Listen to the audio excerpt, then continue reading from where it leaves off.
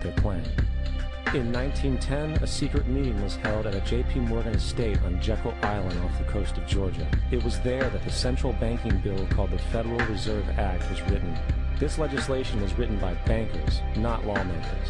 This meeting was so secretive, so concealed from government and public knowledge, that the 10 or so figures who attended were told they could only use their first names in addressing each other. After this bill was constructed, it was then handed over to their political frontman, Senator Nelson Aldrich, to push through Congress. And in 1913, with heavy political sponsorship by the bankers, Woodrow Wilson became president, having already agreed to sign the Federal Reserve Act in exchange for campaign support. And 2 days before Christmas, when most of Congress was at home with their families, the Federal Reserve Act was voted in, and Wilson in turn made it law. Years later, Woodrow Wilson wrote, in regret,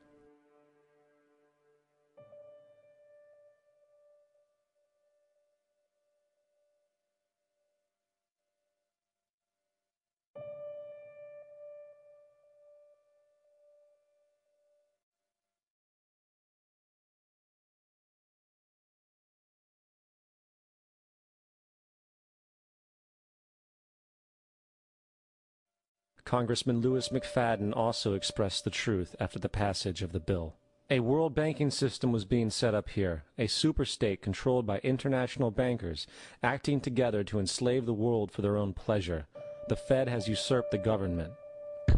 Now, the public was told that the Federal Reserve System was an economic stabilizer, and inflation and economic crises were a thing of the past. Well, as history has shown, nothing is further from the truth. The fact is, the international bankers now had a streamlined machine to expand their personal ambitions. It's alive! It's alive! It's alive! For example, from 1914 to 1919, the Fed increased the money supply by nearly 100%, resulting in extensive loans to small banks and the public. Then, in 1920, the Fed called in mass percentages of the outstanding money supply, thus resulting in the supporting banks having to call in huge numbers of loans, and, just like 1907, bank runs, bankruptcy, and collapse occurred. Over 5,400 competitive banks outside of the Federal Reserve System collapsed, further consolidating the monopoly of a small group of international bankers.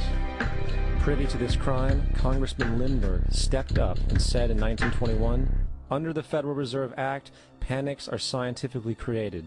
The present panic is the first scientifically created one, worked out as we figure a mathematical equation." However, the panic of 1920 was just a warm-up. From 1921 to 1929, the Fed again increased the money supply, resulting once again in extensive loans to the public and banks. There was also a fairly new type of loan called a margin loan in the stock market. Very simply, the margin loan allowed an investor to put down only 10% of a stock's price, with the other 90% being loaned through the broker. In other words, a person could own $1,000 worth of stock with only $100 down. This method was very popular in the roaring 1920s, as everyone seemed to be making money in the market. However, there was a catch to this loan.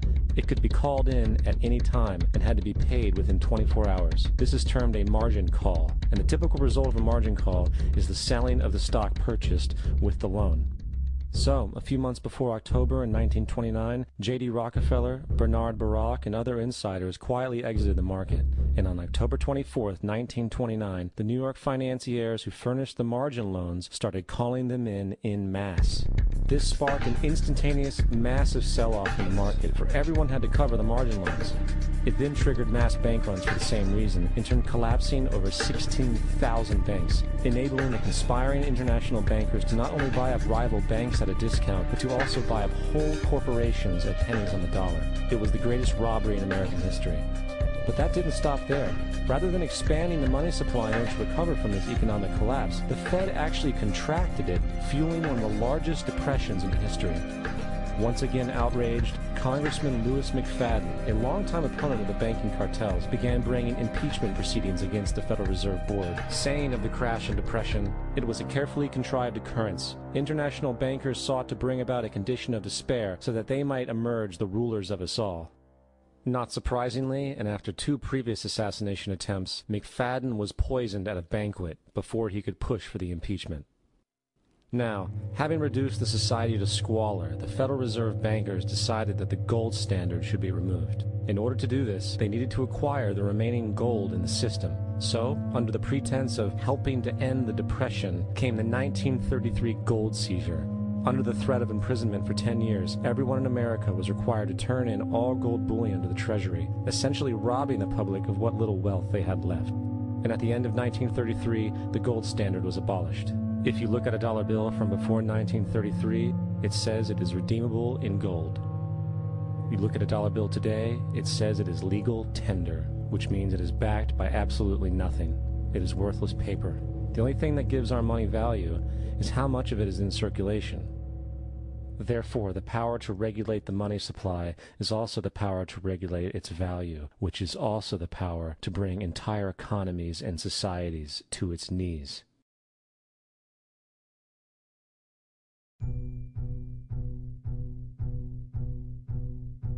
It's important to clearly understand the Federal Reserve is a private corporation. It is about as Federal Express. It makes its own policies and is under virtually no regulation by the U.S. government. It is a private bank that loans all the currency at interest to the government, completely consistent with the fraudulent central banking model that the country sought to escape from when it declared independence in the American Revolutionary War. Now, going back to 1913, the Federal Reserve Act was not the only unconstitutional bill pushed through Congress. They also pushed the federal income tax.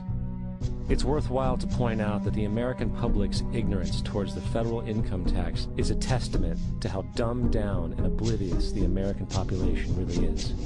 First of all, the federal income tax is completely unconstitutional, as it is a direct, unapportioned tax. All direct taxes have to be apportioned to be legal based on the Constitution. Secondly, the required number of states in order to ratify the amendment to allow the income tax was never met, and this has even been cited in modern court cases.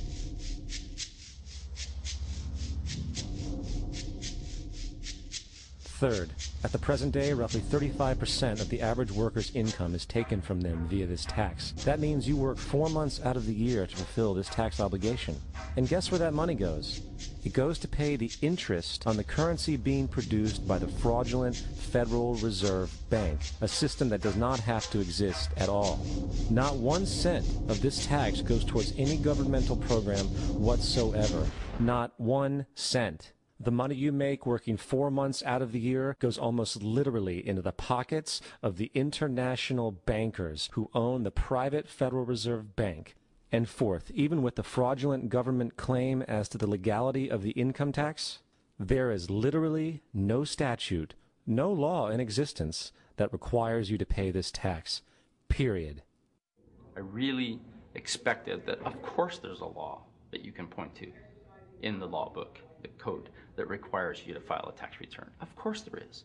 I was at that point where I couldn't find the statute that clearly made a person liable, at least not me and most people I know, and I had no choice in my mind except to resign. Based on the research that I did throughout the year 2000 and that I'm still doing, I have not found that law. I've asked Congress, we've asked a lot of people in the IRS commissioners, helpers. They can't answer, because if they answer, the American people are going to know that this whole thing is a fraud. I haven't filed an federal income tax return since I left. I have not filed a tax return since 1999. The income tax is nothing less than the enslavement of the entire country. Now, the control of the economy and the perpetual robbery of wealth is only one side of the Rubik's Cube the bankers hold in their hands. The next tool for profit and control is war.